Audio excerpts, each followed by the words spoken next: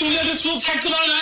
যত বাইক চালানো catcher catcher catcher করে গেলে আমি চলে যাবো আর খেয়ে। আরে হ্যাঁ তো জানো আমি কি তোমাকে ধরে বলছি আমি কি মনে করেছি তোমাকে?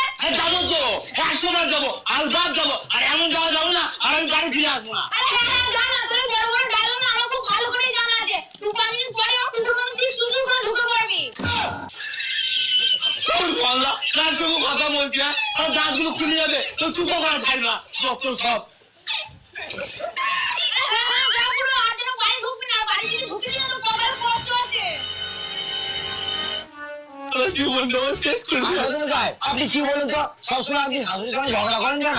আমি ঝগড়া করে মারা দিয়ে তো তোমার জামাই ঝগড়া করো না। হ্যাঁ আপনি কি ঝগড়া করেন সবসময় দেখবো শাশুড়ির সঙ্গে আপনি করে যাচ্ছেন। এই মেয়েটির সঙ্গে ঝগড়া করতে আমার লজ্জা করে না? দাঁড়াও জামাই দাঁড়াও, ছোট মেয়ে আমার বড় মেয়ে বাড়ি ঘুরতে গিয়েছে আজকেই ফিরছে, তারপর তোমাকে দেখে নিচ্ছি। আরে ঠিক আছে দেখি না